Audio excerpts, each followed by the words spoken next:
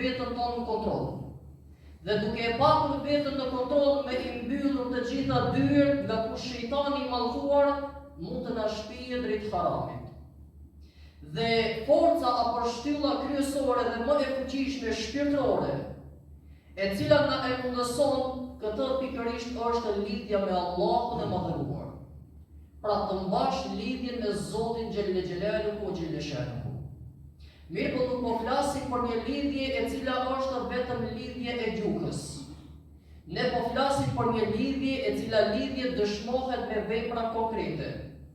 Nga se mund të dëgjojmë neve për çdo ditë njerëz të cilët kur të bisedosh me to po thojnë se unë shumë e besoj Zotin. Unë shumë i besoj Zotin. Mirë, po nëse flasim për një besim formal, këtë besime e kishin edhe Mekasit para se të vi pejgamberi alayhi salatu wassalam. Që Allahu i madhëruar na e tregon në Kur'anin Kerim. Nëse do i pyesi ato se kush i ka krijuar qiellin dhe tokën, do të thonin Allahu. E mirë, pra kujt po i bindeni ju? Për kë po sakrifikoni ju? Në rrugën e kujt jeni duke shkuar ju?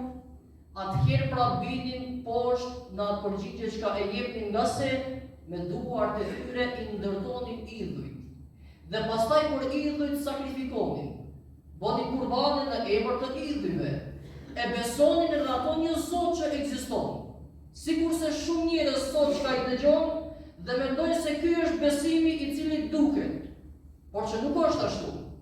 Nga se Islami na mëson, pra mësimet e Allahut na mësojnë që ne nuk kemi nevojë për një besim vetëm për të thënë që unë besoj shumë në Zotin. Ne kemi nevojë për një besim i cili besim pastaj ndihmon në jetën tonë ta ndërtojmë ato me vlera të mëdha. Pra një besim i cili besim dëshmohet me vepra konkrete. Dhe në surën çka e lexojmë në surën El-Fatiha, çka themi? Iyyaka na'budu wa iyyaka nasta'in.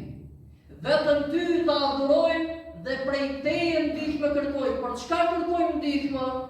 Kërkojmë ndihmë që t'jemi nga ato besimtarë që i bindën asaj që ti dëshiron o Zoti jon. Pra raporti jon me Allahun nuk është që ne vetëm e besojmë atë. E pastaj e kemi besuar Zotin, por e kemi mbyllur me një kafaz atje, kurse jetën pastaj e ndërton si të ka kujtohet ne. Ky s'është besim. Ky më nuk është besim. Pra unë e besoj Zotin, për Zotin e trej me një qosh, ai ka punë të veta, kurse unë i kam punë të mia dhe bëj çka dua në jetën tim. Ky nuk është besim. Besimi i Kur'anit Kerim, që na thirr të gjithëve, është pikërisht të arrijmë në një nivel që kurse si të mos humb vetdia që jemi në mbikëqyrjen e Allahut të madhëruar. Çka është besimi i vërtetë? Besimi i vërtetë është në rastin e Omerit radhiyallahu ta'ala anhu. Ai i cili dilte natën si udhëheqës dhe shëtiste Medinën për të shikuar a ka familje nevojtare dhe mos ndoshta ka arritur mbrëmja dhe do të shtrihet në shtrat dikush i cili është i uritur. Dhe e dëgjoj bisedën e nënës me vajzën kur po i thot nëna vajzës së vet, oj bia ime, shtoje pak me ujë këtë qumësht, që të kemi më tepër që të fitoj pak më tepër para. Më tepër dërhem të asaj kohe, shtoje pak më tepër. Tha oj nën, tha, a se ke dëgjuar Omerin që e kam ndaluar dallaverën mashtrimin tregti? Tha oj bia ime, e ku na shih tha Omeri tani në këtë errësirë?